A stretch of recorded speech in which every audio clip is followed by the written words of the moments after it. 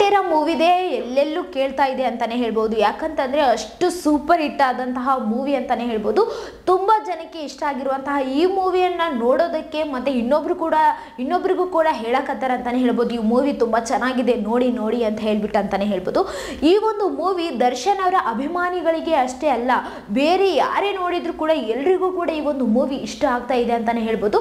ಹಾಗಾಗಿ ಈ ಒಂದು ತುಂಬ ಕ್ರೇಜನ್ನು ಹುಟ್ಟುಹಾಕಿದೆ ಅಂತಲೇ ಹೇಳ್ಬೋದು. ಯಾಕಂತಂದರೆ ಹಳ್ಳಿಗಳಿಂದ ಎಲ್ಲರೂ ಕೂಡ ಬಂದು ಈ ಒಂದು ಮೂವಿನ ನೋಡ್ತಾ ಇದ್ದಾರಲ್ವ, ಅಂದರೆ ಕುಟುಂಬದವರೆಲ್ಲರೂ ಕೂಡ ಬಂದು ಈ ಒಂದು ಮೂವಿನ ನೋಡ್ತಾ ಇದ್ದಾರಲ್ವ. ಹಾಗಾಗಿ ಈ ಒಂದು ಮಾತನ್ನು ಕೂಡ ಕೇಳಿ ಬಂದಿತ್ತು ನಡ್ಬರ್ಕ. ಏನಪ್ಪ ಅಂತಂದರೆ ಈ ಒಂದು ಮೂವಿನ ಸುದೀಪ್ ಸರ್ ಅವರು ಕೂಡ ನೋಡ್ತಾರೆ ಅನ್ನೋ ಒಂದು ಕ್ವಶನ್ ಮೂಡಿ ಬಂದಿತ್ತಲ್ವ ನಡ್ಬರ್ಕ, ಅಂದರೆ ಈ ಒಂದು ಸುದ್ದಿ ಹಬ್ಬಿತ್ತಲ್ವ.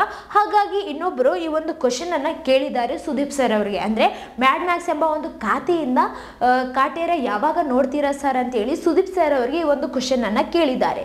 ಇದಕ್ಕೆ ಸುದೀಪ್ ಸರ್ ಅವರು ಮತ್ತೆ ಮರು ಪ್ರಶ್ನೆಯನ್ನು ಹಾಕಿದ್ದಾರೆ ಅಂತಲೇ ಹೇಳ್ಬೋದು. ಏನಪ್ಪ ಅಂತಂದರೆ, ನಾನು ಕಾಟೇರ ಮೂವಿಯನ್ನು ನೋಡಿಲ್ಲ ಅಂತ ನಿಮಗೆ ಯಾರಾದರೂ ಹೇಳಿದ್ರಾ ಅಂಥೇಳಿ ಮರು ಪ್ರಶ್ನೆಯನ್ನು ಹಾಕಿದ್ದಾರೆ ಅಂತಲೇ ಹೇಳ್ಬೋದು.